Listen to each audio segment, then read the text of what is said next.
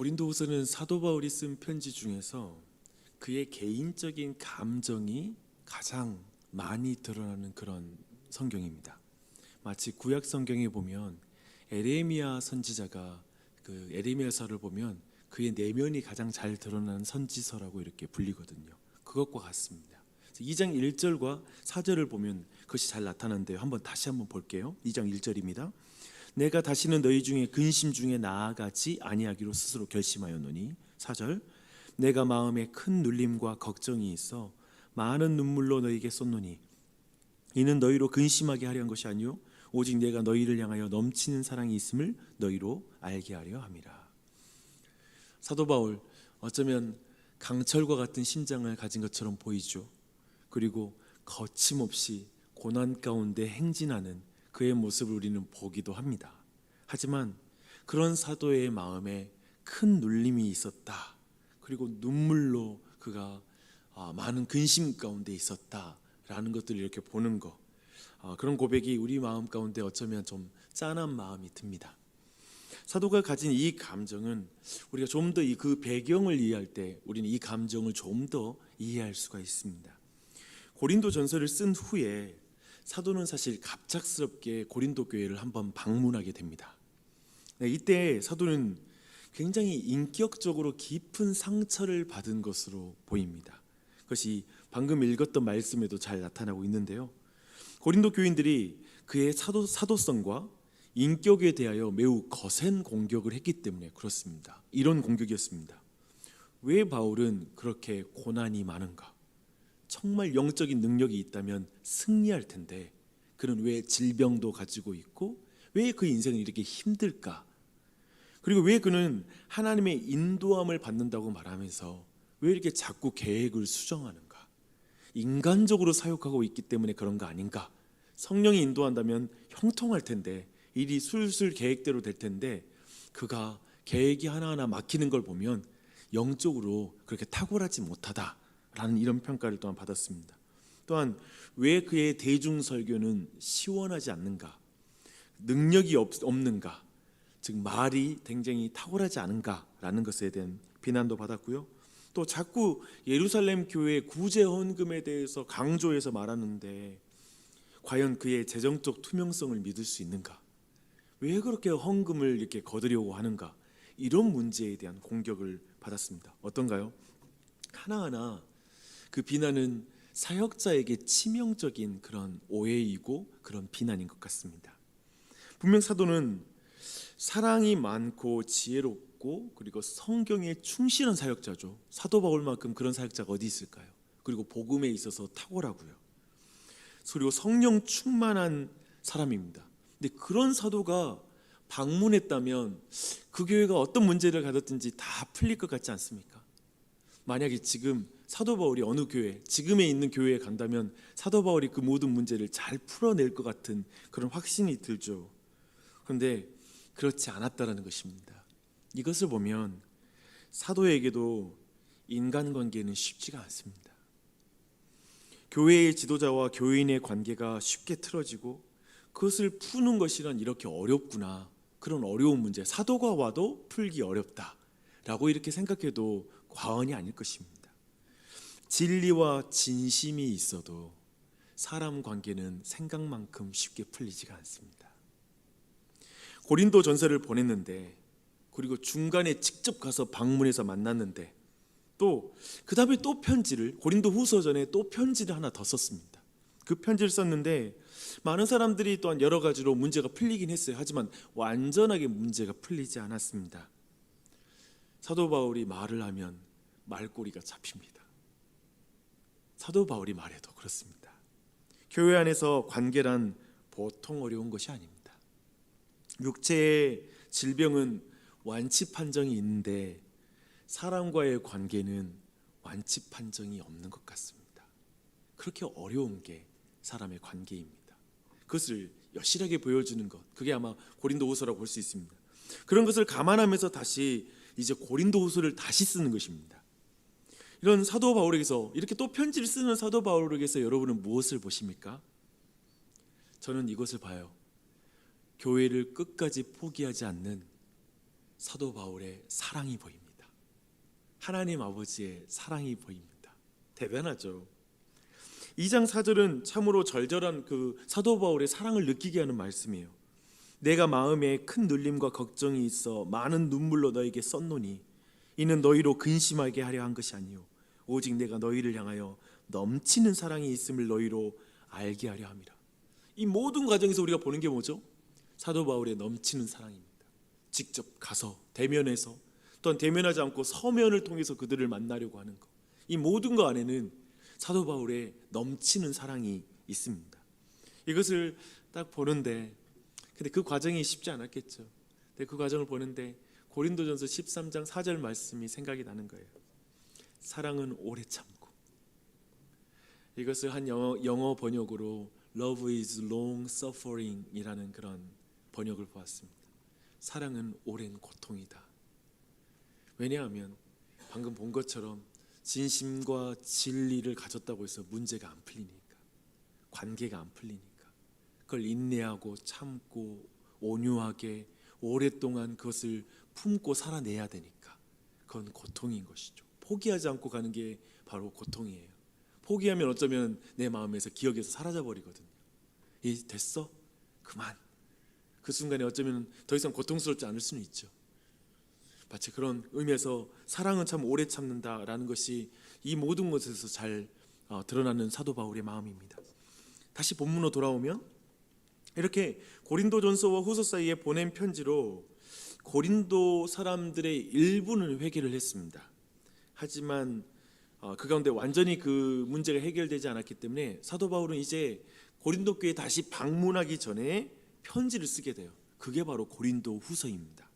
그래서 2장 1절로 4절을 한번 눈으로 보십시오. 사도는 고린도 교인들에게 근심 중에 나아가지 않기로 결심했다고 이렇게 말하고 있습니다. 즉 이것은 만남을 피하는 것이 아닙니다. 회개하는 기쁨을 맛보고자 그들을 방문하는 대신 눈물로 편지를 쓴다라고 이렇게 말하고 있습니다. 비대면을 선택한 것이죠. 근데 이것은 문제를 피하는 것이 아니라 이제 너를 대면할 것인데 대면하기 전에 사전에 먼저 다시 한번 서면을 통해서 그들을 만나려고 하는 것이죠. 어쩌면 이건 지혜롭죠. 또 지혜롭게 부지런히 그들과의 관계의 회복을 바라보는 것입니다. 중요한 것은 4절이 말하는 것처럼 사도가 그들을 대면하던 그렇지 않든 고린도 교회를 향하여 사도는 넘치는 사랑을 가지고 있다는 걸 계속 알려주고 싶은 거예요. 이 관계 안에 그걸 볼 수 있죠. 그리고 사도의 이 넘치는 사랑은 5절에서 11절에서 한 사람과의 관계를 말하면서 그 사랑이 이제 고린도 교회에 더욱더 힘차게 증거됩니다. 사실 사도와 고린도 교인들 사이에 심각하게 대두되었던 문제는 그리고 온 교회를 근심하게 만든 한 사람과 관련된 문제였습니다. 그러니까 사도는 그 사람을 징계할 걸 요구했어요. 그런데 고린도 교인들은 그를 감싸면서 도리어 사도를 대적하는 일이 있었습니다. 거기 중심에 섰던 한 문제가 있는 한 사람이 있었어요. 그러면 그 사람은 교회 전체를 근심하게 한 사람이었다라고 5절에서 말하고 있죠. 그런데 사도가 눈물로 쓴 편지를 읽은 고린도 교인들은 거기에서 돌이켜서 순종하게 됩니다. 그리고 그 사람을 징계해요.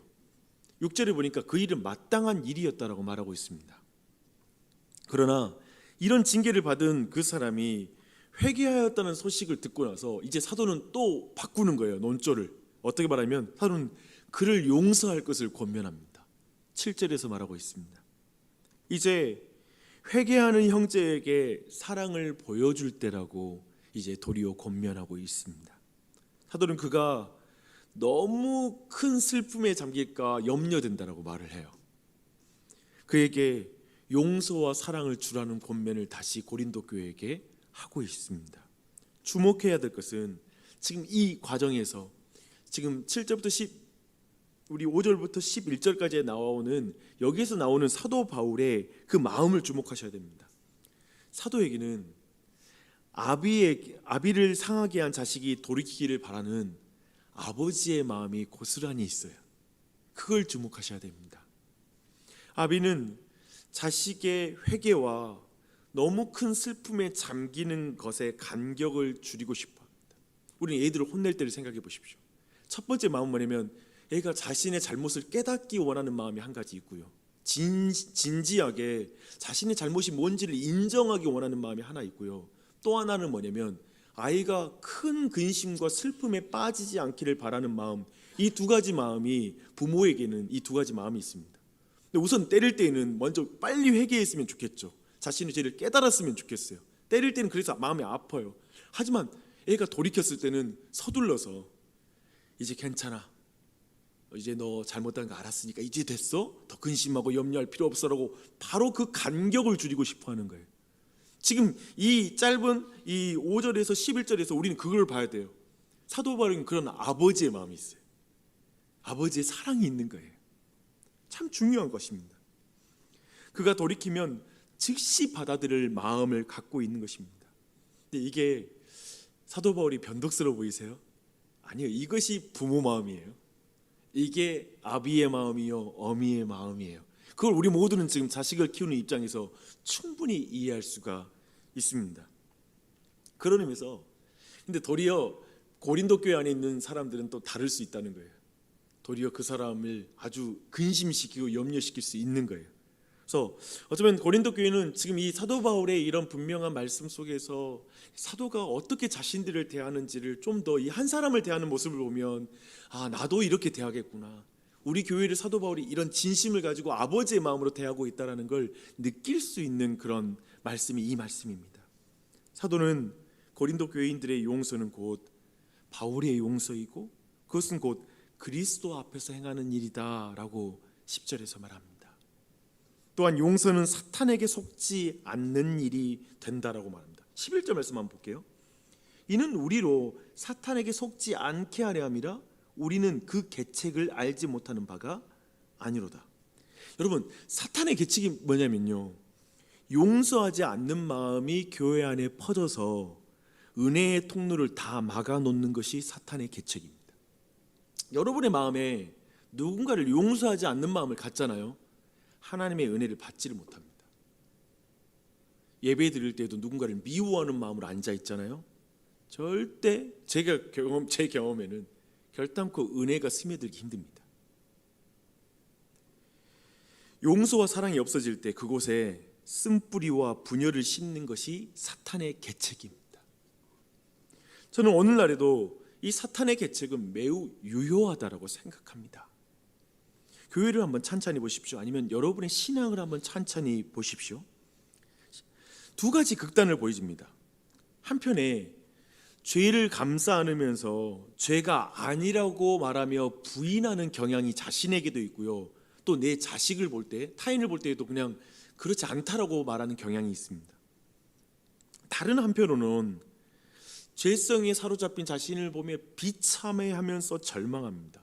자신을 아주 심하게 비난합니다. 큰 근심에 빠집니다. 더하여서 타인을 향해서도 가혹하게 정죄하는 태도가 있습니다. 이 두 가지의 극단이 있습니다. 사탄은 이렇게 뭐가 있냐면 이 두 마음에 뭐가 없죠? 용서하는 마음이 없어요. 용서하는 마음이 없어요. 사탄이 이렇게 용서하지 않는 마음, 곧 자신과 타인을 그리스도 안에서 바라보지 못하는 마음, 그 마음이 퍼지게 해서 하나님의 은혜를 다 막아버리는 게 사탄의 계책인 것입니다. 그 결과 우리는 누군가의 죄를 그냥 넘어가 버리거나 아니면 다시 회복하지 못할 정도로 철저하게 정죄합니다. 이 두 가지의 극단적인 태도를 취하게 됩니다. 회복을 위해서 아비의 심정으로 권면하고 세우는 일을 감당하지 못하는 거예요. 근데 지금 사도 바울은 그것을 우리에게 보여주고 있습니다. 사랑하는 여러분, 사탄의 계책에 속지 마십시오. 우리는 사탄에게 속한 자가 아닙니다. 사단의 말을 따라서는 안 됩니다. 여러분, 여러분에게도 어려운 관계가 있습니까? 용기 내어 화해를 시도해 봤지만 꼬이고 꼬였던 관계, 그래서 이제 덮어버린 관계들, 더 이상 화해를 노력하지 않는 관계들 하나 둘쯤 있을 것입니다. 어쩌면 이제는 노력해도 소용없다고 생각하고 거리를 두고 있는 관계들, 괜히 정직하게 대면하면 또 아픈 상처가 올라오니까 그것이 대면하기 싫어서 그냥 덮어두고 있는 관계들을 우리는 있을 것입니다. 저는 그런 모든 교우들이 그 문제 앞에 직면하는 은혜가 있었으면 좋겠습니다. 사람 관계가 참 쉽지 않습니다. 사도도 쉽지 않아요. 그런데 우리는 오직 하겠습니까? 쉽지가 않습니다. 진심과 진리로 그냥 술술 풀리지가 않습니다. 그래서 오늘 나눈 것처럼 사랑은 오랜 고통입니다. 그 과정을, 그러나 혼자 그 과정을 직면할 수 없는 것 같습니다. 감당할 수 없는 일입니다. 이거 어려운 일이에요. 도리어 주님의 사랑을 묵상하며 그 어려운 것 가운데 행하신, 나를 끝까지 인내하며 사랑하는 예수 그리스도의 사랑을 계속 묵상하며 그 문제를 한번 대면해 보십시오. 그리고 그 사랑으로부터 능력을 받아서 조금씩 그 가운데 나아갔으면 좋겠습니다. 오늘 본문을 통해서 우리 모두는 또한 사랑과 용서에 대해서 배우게 됩니다. 사랑과 용서의 대의 원리는 범죄한 형제를 징계하는 것을 배제하지 않는 원리입니다. 분명 징계하고 그리고 정말 바로잡는 일이 있어야 됩니다. 그러나 범죄한 자를 내쫓으라 말한 사도는 오늘 말씀에서 다시 형제를 용서하고 사랑으로 받아들이라고 이렇게 말하고 있습니다. 이것은 일관성 없는 원리가 아닙니다. 성경이 가르치는 사랑과 용서의 원리입니다. 사랑하기 때문에 징계하는 것을 교회는 배워야 됩니다. 혹자는 사랑과 용서를 들먹이면서 징계 자체를 하지 않는 것이 맞다라고 말합니다. 자녀를 매를 때려서는 안 된다, 훈계해서는 안 된다라고 말하기도 합니다. 하지만 그것은 교회의 본질과 하나님의 명백한 뜻에 대한 무지입니다. 진짜 사랑은 진리 안에서 형제를 바로잡는 사랑입니다. 그리고 회복하게 하는 용서의 사랑입니다. 그 모든 걸 오늘 말씀 통해서 확인했습니다. 이 아침에 여러분 같이 기도했으면 좋겠어요. 특별히 여러분 소리 내어서 기도할 것을 늘 부탁을 드립니다. 제가 요즘 배우고 있어요. 큰 소리로 막 소리 지르라는 말은 아닙니다. 자신에게 들리게 기도하십시오. 특별히 기독교의 기도는 근본적으로 외부에 계신 하나님과의 대화이잖아요. 인격적인 대화입니다. 그래서 생각으로도 기도할 수 있거든요. 하지만 저는 종종 생각으로 기도할 때 자신이 스스로 상상하는 말인지 타자 인격적인 하나님께 대화하는 것인지를 구분하지 못할 때가 있더라고요. 그래서 도리어 저는 요즘 적절하게 소리를 내고 읊조리면서 기도하는 걸 좋아합니다. 여러분 각자 그렇게 좀 기도하시되 오늘 이 시간 이렇게 기도하십시다. 주님, 풀리지 않을 것 같은 꼬인 관계, 회복되지 않을 것 같은 깨어진 관계, 그냥 덮어둔 관계들이 있습니다. 아직 대면할 용기가 나지 않지만 그것을 직면하기 위해 다시 기도를 시작하기를 원합니다. 다시 기도부터 시작하십시오. 너무 두려우면 괜찮으니까 기도부터 시작하십시오. 하나님 용기를 달라고, 직면할 힘을 달라고 기도하십시오. 주님 끝까지 포기하지 않고 용서와 사랑으로 형제를 다시 받아들일 수 있도록 저에게 도와주시옵소서 라고 이렇게 기도하는 아침이 되시길 바랍니다. 또한 오늘 저녁 금요 복음 집회를 위해서 또한 함께 기도해 주십시오. 기도하겠습니다.